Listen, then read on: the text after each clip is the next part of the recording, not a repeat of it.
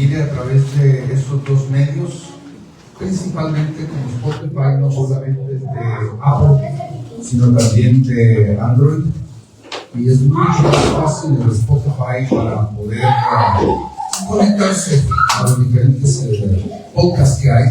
Como le dije, aquí hay literalmente, yo diría, 4 años de materiales ya subidos ahí. Y cada 3-4 días estoy subiendo otra enseñanza. Es de todo tipo de enseñanza sobre la familia, el reino, la vida personal, la vida cristiana. Muy variable, muy balanceado en ese sentido. Y yo invito a que usted pueda conectarse para poder continuar escuchando la palabra de Dios. Ustedes me conocen que yo soy exhortacional dentro de nuestra predicación, y entonces yo animo a que usted pueda conectarse y pueda seguirnos en esos medios, para que pueda usted también semanalmente en su casa, como está usted en cualquier, vamos a decir, está lavando los platos, usted puede escuchar mensajes de Dios, no importa dónde usted está. Entonces quiero animarlos en eso el día de hoy. Y entonces creo que es importante que nosotros aprendamos y que continuemos creciendo dentro de la palabra de Dios. El día de hoy quiero hablar un poco sobre el reino de Dios, pero también los tiempos finales y el impacto del reino de Dios, la cultura del reino dentro de los tiempos finales. Y habíamos venido hablando de varias cosas, y varias cosas podrían parecer conocidas o aún redundantes, porque hemos venido hablando y contestando algunas preguntas. Pero creo que es importante entender de que entre más se va a manifestar la venida de nuestro Señor Jesucristo, más importante va a ser el reino. Amén. Y en la esencia de lo que Dios está queriendo hacer tiene que ver con el reino. El reino siendo necesariamente la manifestación exterior de lo que Dios está queriendo hacer. De Él es el reino y toda la gloria por los siglos de los siglos. Él es el Rey eternamente y para siempre. Y entonces quiero comenzar en Daniel capítulo número 7, versículo 27.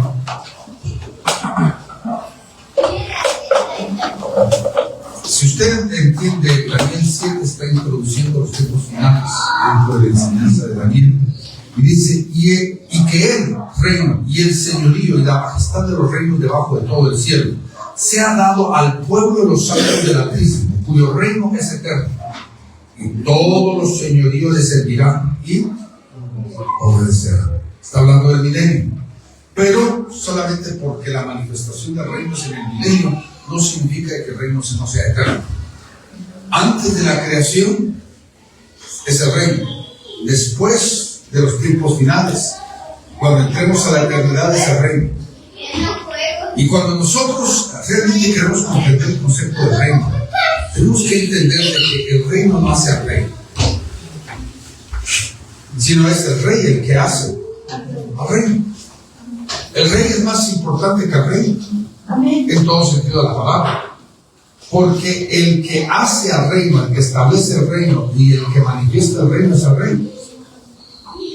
Es bien interesante entender esto, porque muchos de nosotros queremos tal vez pensar que el ambiente o la estructura o la declaración es más importante que el mismo rey. Déjenme darle a usted un paralelismo. Yo creo que algunos de ustedes han visto una película que se llama Fuerza Aérea 1, 20-25 años, esa película. En Estados Unidos, el presidente de Estados Unidos tiene un vehículo aéreo que se llama Fuerza Aérea 1. Fuerza Aérea 1 es un avión que es un tanque. Puede volar indefinidamente porque le pueden llenar de gasolina aún en el aire. Literalmente se puede crear, puede haber una bomba nuclear y puede continuar volando. Tiene una infraestructura de defensa fantástica. Pero algo que es bien interesante acerca de la relación entre el presidente y la Fuerza Aérea 1, que es un avión, es de que hay dos aviones idénticos. Dos aviones idénticos. Y el que él va a usar de estos dos aviones es el que se vuelve que la Fuerza Aérea 1. Pero digamos que los dos se descompongan. Y digamos que por asunto de logística, digamos, el presidente anda por aquí, por Chile, y urgentemente tiene que estar de regreso en Estados Unidos. Él puede llamar al gobierno chileno y decirle: por favor, préstenme un avión de TAM. En primer lugar, si ellos se lo prestan, el que va a volar ese avión no son los pilotos de TAM, sino los de la Fuerza Aérea. Pero tan pronto él pone pie dentro del avión, el avión deja de ser TAM y se vuelve Fuerza Aérea 1.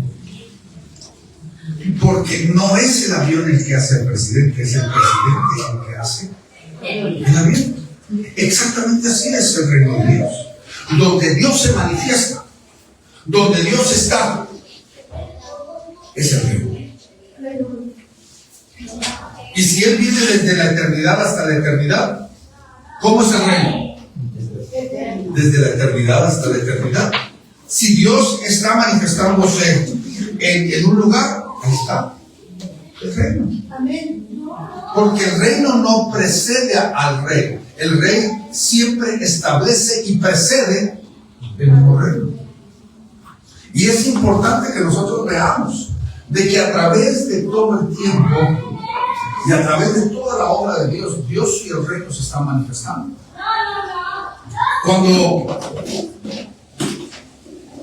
Cuando nosotros vemos este concepto, tenemos que entender esto. ¿Cuál fue realmente la intención de Dios en toda su obra? Imagínense si nos preguntamos: ¿cuál fue la intención de Dios en llamar a un hombre llamado Abraham, de Ur de los Caldeos? ¿Cuál fue su intención? Usted ya debería saber la respuesta, porque hace la di. Es establecer un reino. Establecer su reino. Y claramente, a través de las escrituras, le habla a Israel de que ellos son un reino para su el amado. Que ellos son escogidos como reino. Y imagínense que estaba Dios gobernando como rey a través de diferentes formas y diferentes maneras. Por ejemplo, primero gobernó a través de un hombre llamado Moisés. Después a través de un hombre llamado Josué. Pero ¿quién era el rey? Dios.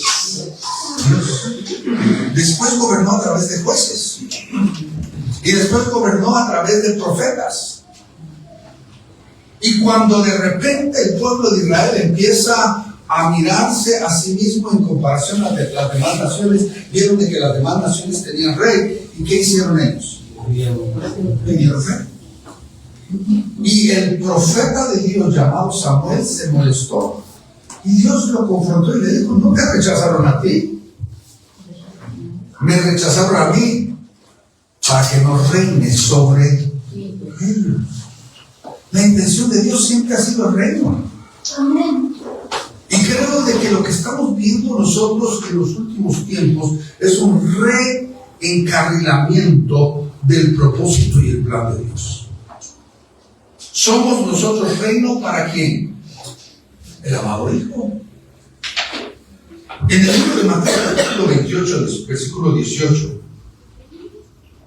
note lo que es tan interesante. Dice: y llegando Jesús les habló diciendo: toda potestad se me es que dada en el cielo y en la tierra. El Padre le entregó al Hijo que el reino, todo el reino. Y cuando nosotros vemos el concepto del reino mismo en este proceso, tenemos que entender de que hace 2000 años el reino estaba dividido. Si ustedes se recuerdan de la tentación de Jesús, Satanás se le apareció a Jesús y le dijo: si postrado me adorares, yo te voy a dar los reinos de este mundo. Y hace una frase muy interesante donde dice, así como a mí se me fue nada. ¿Quién llevaba la autoridad de la tierra? No. ¿Quién llevaba la autoridad de la tierra? Era Adán. Y cuando Adán pecó, él perdió la autoridad del rey. ¿Y cayó sobre quién? Sobre la serpiente. Y el mismo diablo claramente le dijo a Jesús, a mí se me fue ¿qué? Nada. Y como se me fue dada, ahora te la puedo dar a ti, pero la condición es de ¿qué? Postrado me adores. Ahora, ¿qué fue lo que se vio en la cruz del Calvario? La cruz fue el campo de batalla. No solamente el cumplimiento de la profecía sobre la mujer, que la descendencia de la mujer iba a destruir a la descendencia de la serpiente, sino literalmente la palabra de Dios nos llama la cruz. Y me estoy saliendo, pero creo que es importante que usted entienda esto. La palabra de Dios llama a la cruz el misterio de la cruz. Y dice que si los poderes hubieran entendido y se les hubiera revelado que era verdaderamente la cruz, ellos nunca hubieran crucificado al Rey de Roma. Porque la cruz se volvió la trampa. Jesucristo, perdone que lo diga tan vulgarmente, se volvió el cerdo. ¿Usar ese término? Se volvió la carnada. Y cuando Satanás vio al creador del universo, al sustentador de la vida colgado en la cruz, dijo, yo hoy tengo a Dios en mis manos y lo voy a destruir. Y cuando se abalanzó ciegamente como aquel animal que pierde vamos a decir el sentido cuando ve la carnada, se abalanzó creyendo de que él podía matar a Dios, la cruz se volvió la trampa. Amén. Y le fue quitando el poder y la autoridad sobre todo dominio aquí en la tierra a Satanás, en la cruz. Aleluya. Y entonces todos los reinos de este mundo son del amado Hijo. Le pertenecen al reino, incluyendo el reino de Satanás. Aunque usted no lo crea, Satanás es un siervo ahora. Amén. Un siervo que tiene su reino. Y es entendible, a nivel histórico es entendible este concepto. Por ejemplo, nosotros vemos a los diferentes imperios. Los diferentes imperios que han existido a través de la historia. Por ejemplo, el Imperio Romano. Roma había establecido en Judea un rey. Jesús tuvo que presentarse delante de ese rey. ¿Cómo se llamaba ese rey? Herodes. Era rey de Judea. Y él le debía todo su poder ¿a quién? A Roma. Y mientras que él estuviera dentro del marco de su propia influencia, él tenía poder, pero tenía que obedecer a Roma. Pero dentro del marco de su influencia, pudiéramos decir que era Judea, él tenía cierto poder. Y entonces nosotros vemos de que hay una comparación así dentro del contexto del reino de Dios. Que dentro del reino de las tinieblas, Satanás gobierna. Pero todavía el reino de las tinieblas y Satanás está bajo el poder de Jesucristo. Amén. ¿Está conmigo? Amén. Y cosas que aún el enemigo tiene que pedir permiso para poder actuar. Amén. Porque no tiene necesidad de pedir permiso sobre lo que son del reino de las tinieblas, pero de los que son del reino de luz. Solamente la autorización. Y vemos nosotros, aunque usted pudiéramos tal vez tener la tendencia a entender otras cosas, Job es el ejemplo. Satanás no pudo tocar a Job sin que se le fuera permitido. Y en los tiempos finales vamos a ver de que aún la iglesia se les ha permitido. Porque la palabra de Dios dice en el libro de Daniel de que se le ha dado autoridad de perseguir a los santos y hasta aún de matarlos. Porque es parte del reino de Dios. Pero todavía todavía falta, y con esto voy a cambiar de dirección, todavía falta una promesa que no se ha cumplido. Filipenses 2. Cuando dice allá, y dice, por lo cual Dios lo exaltó hasta lo sumo y le dio un nombre que sobre todo nombre, para que en el nombre de Jesucristo se doble toda rodilla de lo que está en el cielo, en la tierra y debajo de la tierra, y toda lengua confiese de que Él es el Señor, para la gloria de Dios Padre. Esa profecía todavía no se ha cumplido. Porque eso va a ocurrir al final de todas las cosas, cuando el infierno sea vaciado, cuando todos los muertos hayan sido resucitados y están delante todos los nacidos y todo lo que está en el cielo, en la tierra y debajo de la tierra, todo, hasta los muertos resucitados, se arrodillarán y confesarán de que Jesús es, la palabra Señor es el Rey del reino. Y cuando Jesucristo predica y estuvo predicando, nosotros debemos de leer todos estos pasajes, porque a través de ellos nosotros podemos empezar a comprender cuál realmente es el plan de Dios en el reino. Por ejemplo, acompáñenme a Juan capítulo 18, versículo 36. Jesús estaba siendo, vamos a decir, confrontado, maltratado. Dice que Él fue herido por nosotros. Y fue confrontado. ¿Y qué dijo Jesús? Dijo, mi reino no es de este mundo. Si mi reino fuera de este mundo, entonces mis servidores pelearían para que yo no fuera entregado a los judíos. Mas ahora, mi reino no es de aquí. Esa frase, más ahora, mi reino no es de aquí, nos demuestra de que el reino realmente en ese momento no era un reino natural, era un reino espiritual, con un enfoque y un trabajo totalmente espiritual. Pero cuando Jesús dice la última frase, más ahora mi reino no es de aquí, no está Él, vamos a decir, descartando de que va a haber un momento cuando el reino va a ser de aquí. Y ese es el milenio, donde los reinos de este mundo llegarán a ser ¿qué? Del amado Hijo. Y Él gobernará y Él reinará sobre todas las cosas. Y ese reino en realidad durante los últimos, vamos a decir, para no exagerar y decir desde la creación de los últimos 2000 años, ese reino ha sido totalmente espiritual. Muchos han querido crear un reino natural.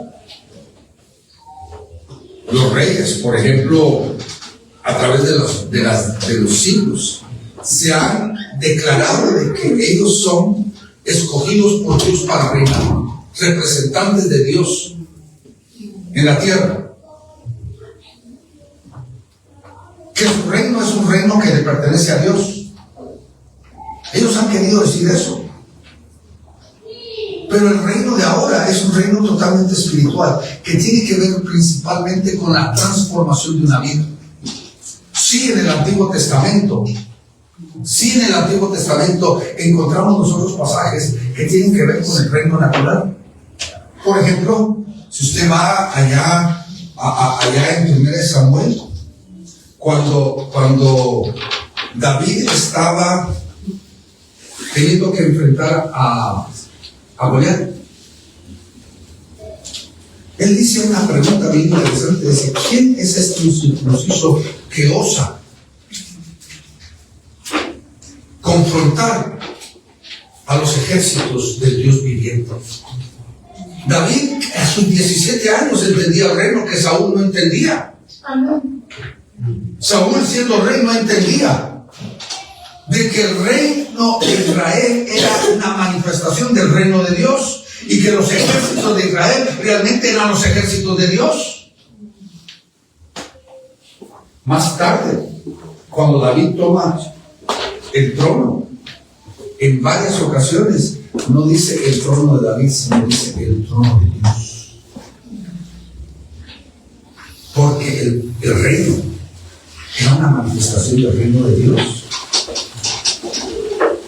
Pero ahora, el reino no es de este mundo, el reino es espiritual.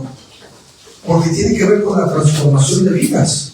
Tiene que ver con el cambio que Dios está queriendo hacer en la vida de las personas. Pero ese reino se va a manifestar de una forma real, visible en el fin de los tiempos. Por ejemplo, Jesucristo introduce, cuando habla acerca de los tiempos del reino, dice, y así también, Lucas 21:31 dice, así también vosotros, cuando veáis que sucedan estas cosas, sabed que el reino de Dios está cerca. Cuando veáis estas cosas, sabed que el reino de Dios está cerca. Pero va a llegar un momento cuando el reino va a ser una forma total. Total. No va a haber nada en el cielo, en la tierra y debajo de la tierra que no pertenezca al reino de Dios. Todo estará bajo tu potestad. Note lo que dice Apocalipsis 11:15, dice, y el séptimo ángel tocó la trompeta, y se levantaron grandes voces en el cielo que decían, el reino de Dios ha venido a ser el reino de nuestro Señor y de su Cristo, el reino del mundo, y Él reinará por los siglos de los siglos. De lo espiritual se va a volver, ¿qué? Natural. Natural. Pero esa faceta del reino va a ser totalmente temporal. Porque no sé cuándo, no le puedo decir yo, y sería presuncioso que yo le podría dar a usted la cronología de esto, pero llegará el momento cuando dice la palabra de que Él tomará el reino. Jesucristo se le ha entregado el reino, y Él va a tomar el reino y se lo va a devolver al Padre. No de 1 Corintios 15:24 lo dice. Y entonces vendrá el fin, y cuando entregue el reino de Dios, el reino al Dios y Padre, después que haya abolido todo dominio y toda autoridad y todo poder. Lo que nos está dando a entender es que hay un punto, cuando ya verdaderamente entremos a la eternidad, va a haber un punto en el cual Jesucristo va a tomar el reino y se lo va a devolver al Padre. Casi como una comparación de aquellas parábolas de los mayordomos fieles, donde lo que me diste te lo devuelvo. Jesucristo también es mayordomo sobre el reino, y entonces va a llegar el momento en el cual Él se lo devolverá al Padre, para que en realidad sea abolido todo poder, para que Él sea todo en todos. Lo que debemos de comprender, y aquí lo que es importante es, hoy que nosotros estamos al camino hacia el fin, que no sabemos cuánto tiempo va a pasar, puede ser 10 años, 20 años, 40 años, 60 años, 100 años, no sabemos. Lo que debemos de entender es que el enfoque del reino es la transformación interna de nuestra vida. Amén. Es la preparación para poder nosotros ser partícipes del reino. La preparación interna. Dios está queriendo transformarnos a nosotros. Esto usted debe de estar entendido. No hay personaje bíblico, lo voy a recalcar, no hay personaje bíblico que no haya sido transformado. Estoy hablando de los que caminaron conforme a la voluntad de Dios, y los fueron transformados. Antes de que Dios pueda usar a alguien, tiene que transformarlo. Abraham fue transformado, Sarai fue transformado. Recuerde, el padre enaltecido fue transformado en el padre de ¿qué? Multitudes. Sarai, la contenciosa, fue transformada en Sara, la princesa. El Jacob, usurpador, fue transformado en Israel, el príncipe que gobierna, el gobernador. La transformación es indispensable en el reino. Y nosotros debemos de comprender de que Dios está queriendo transformarnos a nosotros y preparándonos para los tiempos del fin. Porque para que nosotros seamos verdaderamente luz en esta tierra, primero tenemos que ser transformados. Ahora, camine conmigo por un momentito. Note lo que dice Romanos 14:17. Quiero que camine corto conmigo porque no nos vamos a alargar toda esta noche. Ahora, depende si me pagan bien. Si me pagan bien, va a ser corto. Ustedes saben de que uno viene por pago, aquí no hay pago. El versículo 17 dice que el reino de Dios no sea comida ni bebida, Amén. sino que sea que justicia, paz y gozo por el Espíritu. Hermanos, ¿qué es justicia, paz y gozo? Yo no sé si usted se entiende, pero de una forma tan sencilla y resumida, realmente habla acerca de la naturaleza de Dios que ha tomado y ha controlado y ha tomado nuestra propia vida. Lo que nosotros llamamos el fruto del Espíritu. Porque el fruto del Espíritu no es diferente al don del Espíritu. El don del Espíritu es carisma. El don del Espíritu es carisma. El fruto del Espíritu es carácter. De carisma a carácter. Y lo que tiene que ver con el fruto del Espíritu, y parece como si fuera en singular, porque es en singular, no tiene que ver con los diferentes aspectos, sino tiene que ver con la transformación de nuestra vida. Es el carácter de Dios volviéndose nuestro carácter. ¿Y en dónde nos está diciendo? Que el reino de Dios es justicia, paz y gozo.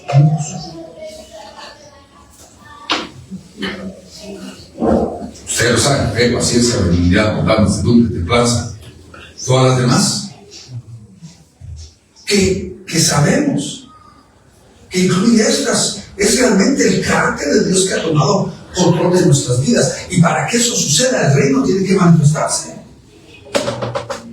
Que comienza con una obra de transformación en nuestra vida. Si nosotros vemos la palabra justicia, que es una palabra muy común en nuestro lenguaje bíblico cristiano. Justicia. La palabra justicia habla en el libro de Romanos capítulo número 5, versículo 1. Pablo escribe a los romanos y le dice: justificados pues por la fe, tenemos paz para con Dios. Justificados pues por la fe. Pablo le estaba escribiendo a romanos, no a judíos. No le estaba escribiendo a griegos. Le estaba escribiendo a romanos. Y la clave de la comunicación, especialmente en estos ámbitos, es de que no es lo que yo digo, es lo que se entiende. La clave de la predicación no es lo que yo digo, es lo que se entiende. Mi meta en mi comunicación de púlpito es que usted lo pueda comprender. Ese es el objetivo fundamental. Y por eso Pablo claramente dice en 1 Corintios 14: prefiero hablar 5 palabras con entendimiento que 10,000 sin entendimiento. Es más eficaz 5 con entendimiento que 10,000 sin entendimiento.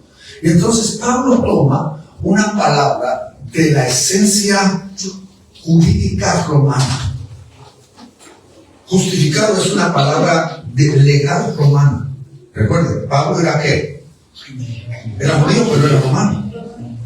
Él entendía todos los conceptos de Roma.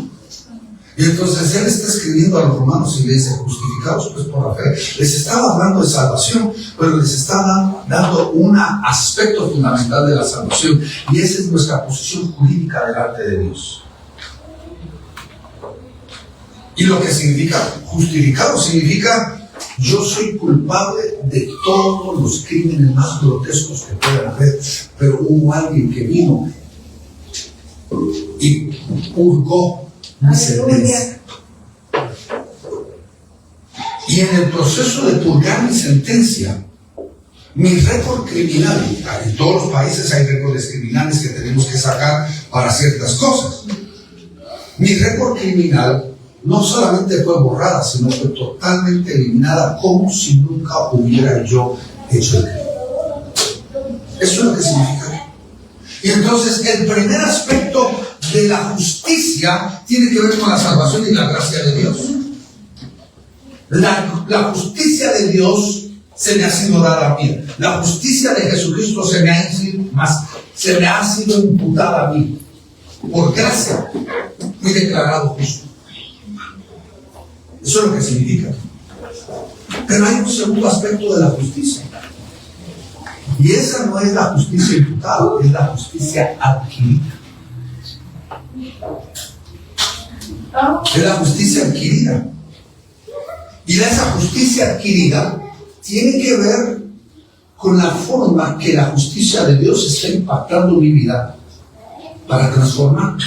Déjenme dar un secreto, y este es un rema que no se lo voy a tocar. A mí una vez un joven me preguntó: ¿cuál es verdaderamente la motivación de Dios en todo lo que hace? Esa fue la pregunta que me hizo un joven. ¿Cuál es la motivación de Dios en todo lo que hace? Fácil sería decir: la gracia, el amor de Dios, su misericordia. Que esa es la motivación de Dios. Pero usted debe de entender de que la obra de salvación no comenzó en la cruz. La obra de la salvación comenzó antes de la fundación del mundo. Antes de la creación del mundo, la obra de salvación comenzó. La palabra de Dios dice de que Cristo fue crucificado antes de la fundación del mundo.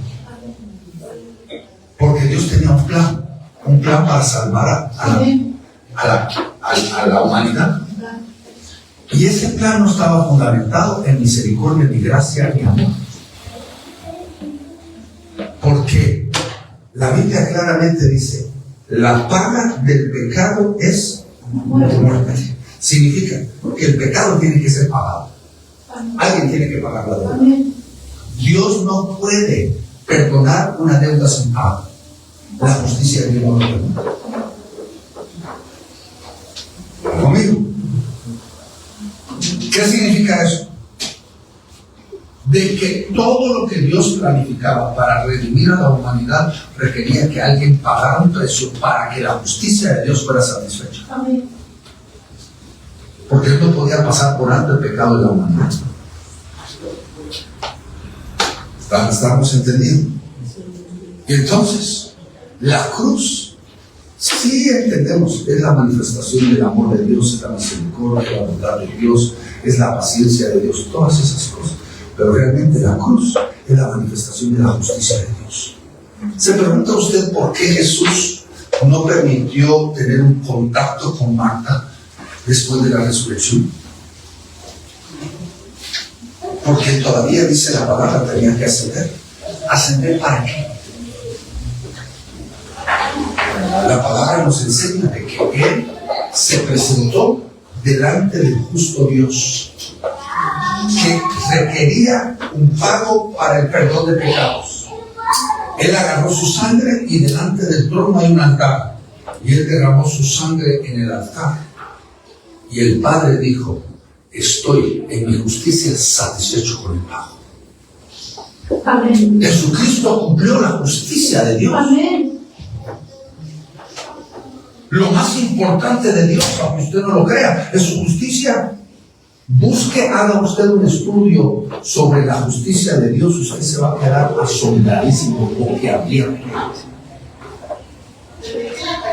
de lo increíble que usted va a encontrar de la justicia de Dios.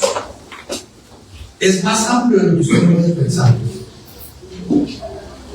Y ahora, cuando Dios viene y dice de que el reino de Dios es ¿qué? Justicia. ¿Qué es lo que tiene que suceder en la vida del cristiano? Los que hemos perdido el norte, los que hemos perdido por la causa del pecado, hemos perdido la dirección, tenemos que regresar a donde. Que mi forma, mi estilo de vida tiene que ser justo,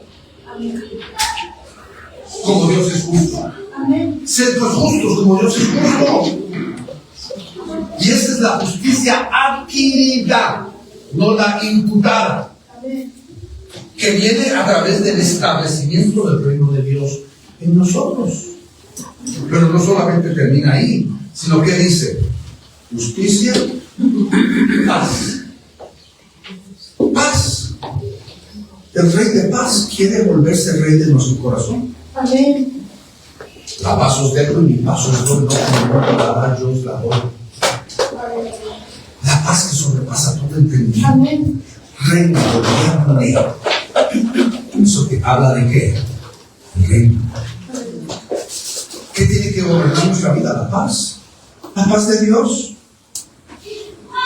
La paz que no es determinada por nuestra condición, ni lo que estamos viviendo, ni lo que estamos enfrentando, sino aparte del hecho de lo que estamos viviendo y enfrentando, nosotros podemos experimentar ¿qué? Paz. Paz. Bien importante. Aún la palabra de Dios dice que el Rey de paz quiere hablar paz a su pueblo. Nos quiere bendecir con paz. Y muchos de nosotros creemos, especialmente cuando vivimos en un hogar donde hay gatos y perros, creemos de que la paz es la ausencia de problemas. No, la paz no es la ausencia de problemas. La paz es la condición que gobierna mi corazón en medio de los problemas. Amén. Ahora, quiero que entienda algo bien importante sobre eso. Mire, Dios es un Dios de paz. Y cuando el reino entra, se establece que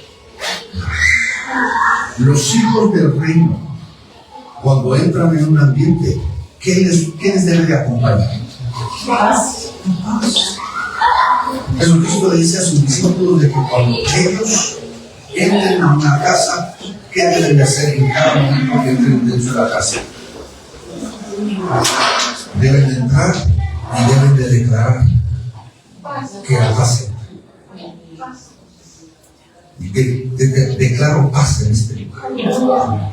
Pero si en la casa no son aceptados, entonces antes de salir, retiramos nuestra paz, nos sacudimos los zapatos de nuestros pies y nos vamos. Amén. Pero el creyente, el hijo del reino, cuando entre a un lugar, ¿qué debe entrar juntamente con el creyente? La paz. Ahora, el problema donde se mira, donde hay falta de reino, es en muchos de los hogares. Porque en primer lugar, la cabeza del hogar, que es el hombre, el representante del Señor Jesucristo en un hogar, debe de ser un agente de paz y no de problemas. No de contiendas, ni de pleitos, sino un agente de ¿qué? Paz. Esa persona debe de ser un hacedor de paz, debe de caminar en serenidad, debe de caminar en tranquilidad en medio de una situación de conflicto. Por eso la palabra de Dios dice que la respuesta blanda apaga la ira. Significa que cuando hay conflicto en el hogar, el agente de paz debe de estar respondiendo siempre con paz. Ahora les voy a dar otro secreto y otro ejemplo. Hay un pacto, hay muchos pactos que Dios ha hecho con nosotros. Todo pacto que Dios ha hecho no se han cumplido totalmente. Los pactos tienen que ser cumplidos. El primer pacto que Dios hizo con la tierra fue el pacto de Noé. El segundo pacto fue el pacto con Abraham de la tierra. Mira toda la tierra que tú ves, te la daré a ti y a tu descendencia para siempre. El pacto con el monte de Sión. Dice la palabra, el monte de Sión es un monte que no se mueve, sino que permanece para siempre. Y ahí es el lugar de la presencia de Dios. La ciudad de Jerusalén es la ciudad eterna, es la ciudad de pacto de Dios. Dios hizo un pacto con un hombre llamado David sobre el reino. ¿Cuál fue el pacto? Le dijo a uno de tus hijos, yo le daré que se siente en ese trono perpetuamente para siempre. Pacto. Ninguno de esos pactos se ha cumplido. Todos están por cumplirse en el tiempo de la venida de Jesucristo y adelante. El primer pacto, el pacto de Noé, se va a cumplir en el tiempo de la venida. ¿Se recuerdan cuál era el pacto de Noé? Dios le dijo a Noé, nunca más destruiré la tierra por medio de agua. Pero después más tarde dijo, por fuego lo voy a destruir. ¿Qué va a pasar cuando Jesucristo? Dice Joel, dice que delante de ellos será como el huerto de Edén, pero detrás abrazarás desolación. La tierra va a ser destruida por fuego, porque tiene que ser purificada. Amén. Jesucristo en su venida va a cumplir el pacto de Noé, o el pacto con la tierra. Va a establecer su reino, va a establecer, vamos a hacer su pacto con Israel, va a establecer el pacto con el monte de Sion, va a establecer el pacto con Jerusalén y sobre todo va a establecer el pacto con David cuando se siente en el trono. Pero sabe que todavía falta un pacto que todavía Dios no ha hecho con la humanidad. Un pacto que Dios todavía tiene por hacer con la humanidad, que la va a hacer Jesucristo cuando se siente en el trono. Un pacto que no ha sido hecho ni ratificado. Vaya conmigo, 2 veces lo encontramos nosotros en el libro de Ezequiel, pero vamos a ver Ezequiel 37, 26. ¿Qué es lo que dice? No sé. Y concertaré con ellos, ¿qué? Pacto de paz. Perpetuo pacto será con ellos.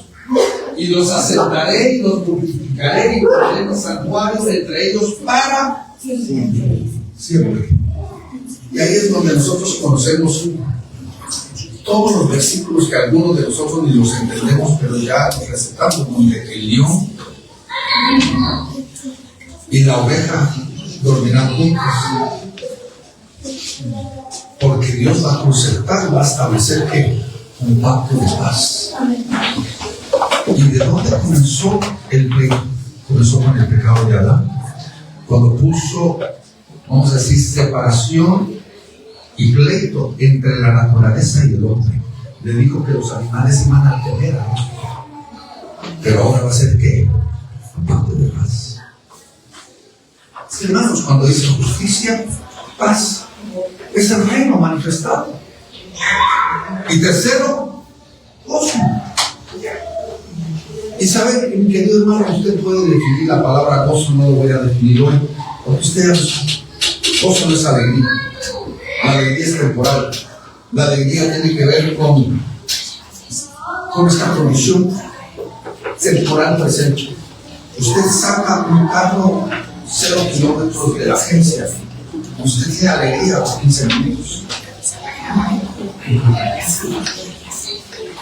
Tiene alegría por 15 minutos. Pero el gozo no tiene nada que ver con las condiciones actuales, sino el gozo realmente es dependiente de nuestra relación con Dios. Amén. Porque el gozo, en un sentido de la palabra, tiene que ver con la forma que el reino ha impactado nuestra vida, de tal forma que nosotros podemos estar en medio de tribulación y podemos tener gozo. ¿Saben ustedes? Óiganme bien. 4 o 5 versículos bíblicos que hablan sobre tribulación, todos tienen que ver con gozo. Por ejemplo, Romanos 3. Pablo dice ahí en Romanos 5:3, y me gozo que, y no solo esto, sino aún que nos gloriamos en las tribulaciones, sabiendo que nos gloriamos, en otra traducción dice nos gozamos en la tribulación, sabiendo que la tribulación produce paciencia, y la paciencia carácter probado, y carácter probado esperanza, y la esperanza no avergüenza, porque el amor de Dios ha sido derramado entre nosotros. Son en 5 diferentes pasajes que tienen que ver con tribulación se declara el gozo, porque nos está dando a entender que es la obra transformadora de Dios en nuestra vida. Quiero cambiar de dirección por un momentito dentro de eso. Quiero llevarnos a algo que creo que es bien importante, subir a un nuevo nivel en la enseñanza, y esto tiene que ver con Juan 18:36. Juan 18:36 dice esto bien interesante. Dice, respondió Jesús: mi reino no es de este mundo. Si de este mundo fuera mi reino, mis servidores pelearían para que yo no fuera entregado a los judíos. Ahora pues, mi reino no es de qué. Aquí. No es de aquí. Lo que debemos de entender es, mi querido hermano, nosotros podemos vivir en el reino.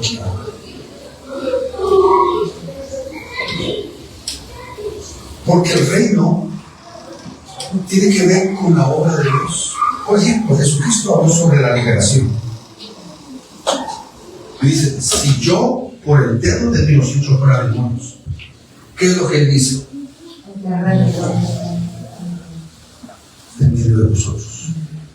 Y entonces podemos ver de que aquí ahora, en una forma real, nosotros podemos estar experimentando el reino. Es lo que nosotros podríamos llamar aquí ahora. Dígalo conmigo, aquí ahora. Aquí ahora. Nosotros podríamos estar tan enfocados en el mañana y olvidar de que el reino aquí ahora también es. ¿Están entendiendo? Aquí ahora. El reino ahora se quiere manifestar en nosotros. Y tenemos que empezar a someternos a la voluntad del reino. Porque dejamos de ser ciudadanos y nos volvemos súbditos a la voluntad del soberano. Recuerda, ¿qué significa la palabra soberano? Significa que tiene todo el poder y toda la autoridad de hacer. Amén. Eso es lo que significa soberano, en pocas palabras. Y cuando nosotros vemos la manifestación del reino, hay cosas que mal entendemos nosotros que tienen que ver con el reino. Que los creyentes se han apoderado de cosas que solo pertenecen al reino, que son para el reino. Por ejemplo, Mateo 16:19. Recuerden, son cosas del reino. Y cuando el reino se manifieste en medio de nosotros, cuando el reino está gobernando en nuestras vidas, estas cosas pueden manifestarse. Pero nota lo que dice aquí. Y te daré las llaves de qué? Del reino. Y todo lo que atares en la tierra será atado en los cielos, y todo lo que desatares en la tierra será desatado. Es lo que nosotros vulgarmente llamamos el atar y desatar. Esa autoridad no es para los creyentes, esa autoridad es para los que caminan en el reino. Primero yo tengo que permitir que el reino se manifieste en mi vida para que este nivel de relación con Dios sea una realidad. Imagínese usted de que a un niño inmaduro de 5 años usted le dé una barra de oro. ¿Cuánto vale una barra de oro? Sí, es impresionantemente gigantesco el valor. Pero un niño de 5 años no sabe el valor. ¿Y qué haría con eso? Lo dejaría abandonar, porque no entiende el valor. Para poder entender el valor de lo que Dios nos da a nosotros, primero tenemos que manifestar el reino de nosotros. Porque si no lo desperdiciamos, no lo malgastamos. Y muchos de nosotros como creyentes se nos ha predicado de que todas las promesas de Dios mías son. Cuando ciertas cosas que son fantásticas tienen que ver con el reino. Saltemos. Juan 20:23. Juan 20:23. Dice, y a los que remitieren los pecados les serán remitidos, y a los que los retuvieres serán retenidos.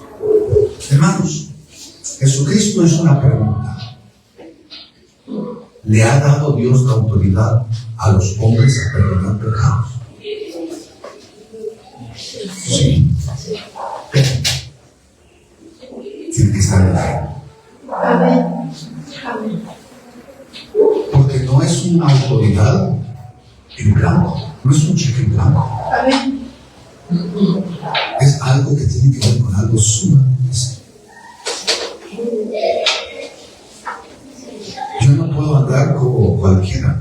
Ahorita se dio una crisis en Estados Unidos, donde el presidente saliente escribió, creo que fueron casi 4,000 perdones. Gente criminal le entregó perdones, sin haber contemplado verdaderamente el valor de cada uno. Nosotros no fuimos llamados a eso, no somos Dios.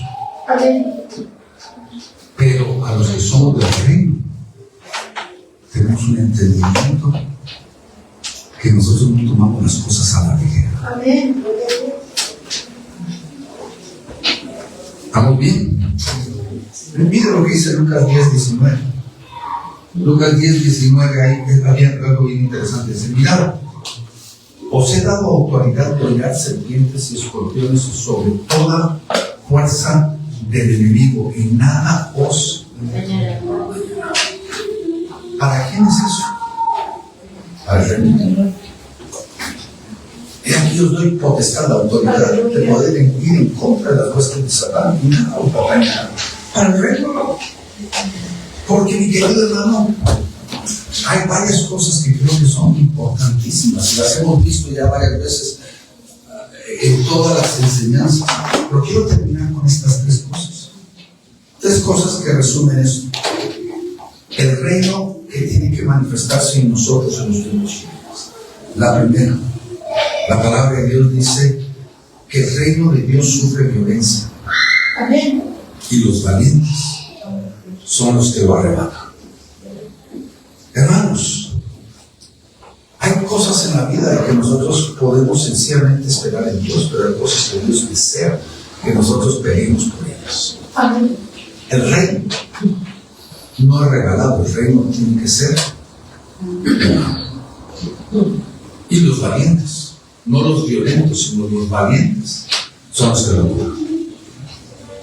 Para poder ser del reino, el Señor está pidiendo que nosotros nos armemos de valentía. ¿Cómo vamos a ver nosotros las cosas del fin del mundo? Cobardemente, atemorizadamente. ¿Nos vamos a esconder o vamos a pararnos firmes en quien nosotros hemos creído? Amén. Y creer de que aquel que nos llamó también puede caminar con nosotros en medio de la tormenta. A mí me fascina, no me gusta salir del tema, pero me fascina la historia de Sadrach, Mesach y Abednego. Porque ellos estaban entre la espada y la pared. Nabucodonosor los amaba tanto que les dio una oportunidad. Le dijo: les voy a dar otra oportunidad para que se sometan. ¿Y cuál fue la respuesta de estos?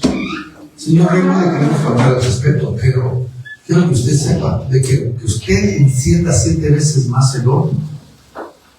Este no es un asunto si Dios puede o Dios quiere. Amén. Este es un asunto que, aunque Dios nos quiera salvar, nosotros no nos vamos a odiar, no nos vamos a buscar delante del ídolo. Porque nosotros creemos de que Él puede. Amén. Y aunque Él pueda y Él no quiera, nosotros vamos a hacer lo que es justo. Amén. Para mí, hermanos, esa es una valentía. Porque Nabucodonosor los pudiéramos intimidar. Y hasta puso en tela de juicio. Vamos a ver si Dios los va a salvar. Y la respuesta es: no es un asunto si Él nos salva, quiere salvar o no puede salvar. Este es un asunto, yo no voy a hacer lo que es incorrecto, aunque Dios no me venga a salvar. Yo sé en quién yo he creído. Y este no es un asunto de eso. Valentía. Segundo, determinación. Y esa palabra ya la hemos visto cuando dice ahí en el libro de Lucas capítulo 9 versículo 62, dice: cualquiera que poniendo su mano al arado tira para atrás no está. Y eso tiene que ver con determinación. Amén. Porque el que anda con duda anda viendo para atrás. Pero el que está seguro de lo que está haciendo camina para adelante. Miren, uno de los trucos, si usted va a ser un turista alguna vez en algún lugar, Uno de los trucos de mantenerse seguro como turista es, aunque usted no sepa dónde vaya, pretenda que usted sabe. Pero si usted anda como turista, los ladrones van a saber que usted es turista y lo van a agarrar. En el reino de Dios usted tiene que andar sabiendo a dónde va. Porque cuando hay duda, usted va a ver para atrás. Porque usted está inseguro a dónde va. Usted no es apto para el reino. Y termino con esta última. Ahora sí termino. Segunda de Tesalonicenses 1:5. Y ya lo vimos. Hablando acerca de la persecución y la tribulación, y esta es la demostración del justo juicio de Dios para que seáis tenidos por Dios.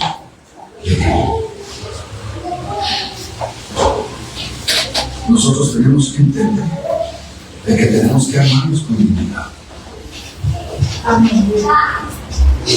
Representamos al Rey.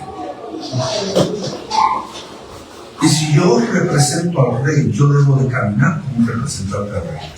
Amén. Tengo que andar con cierto nivel de dignidad, representando al Rey. Usted dice que usted es del reino, pero anda usted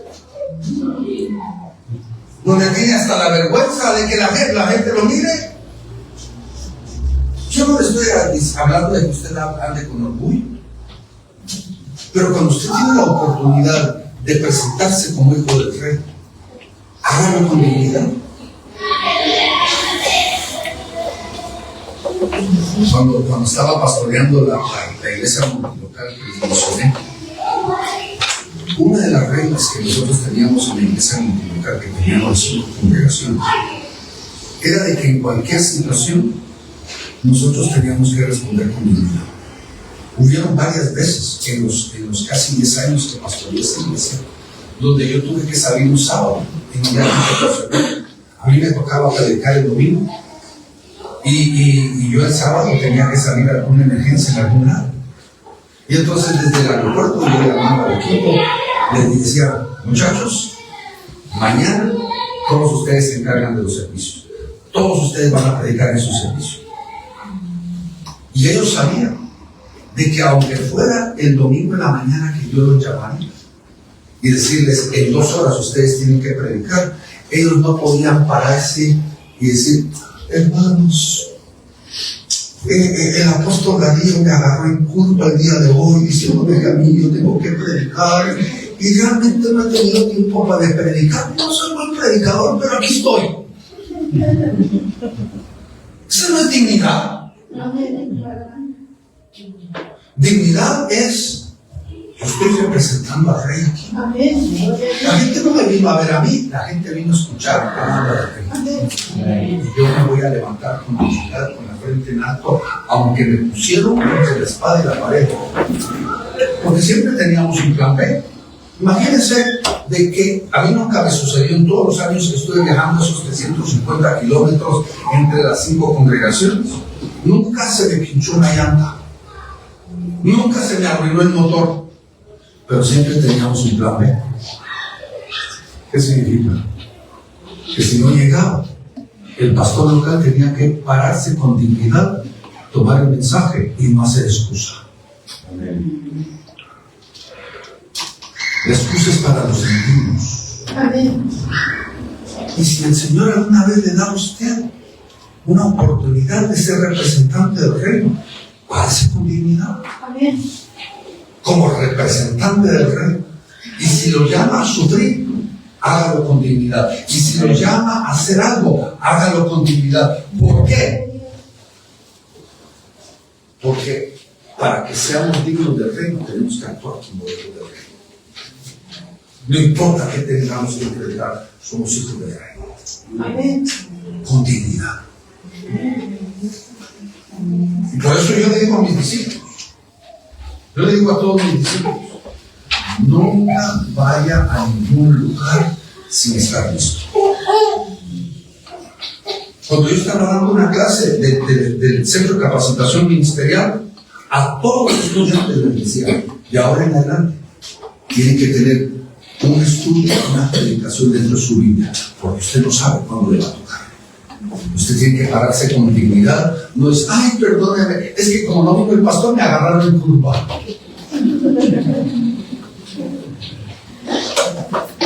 Si usted es siervo del Señor, todo el tiempo ande con preparación.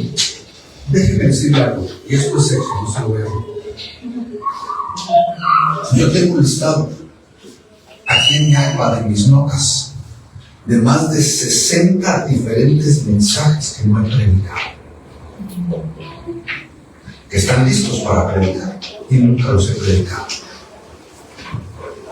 Si yo puedo andar con 60 que no he predicado, usted puede andar con uno.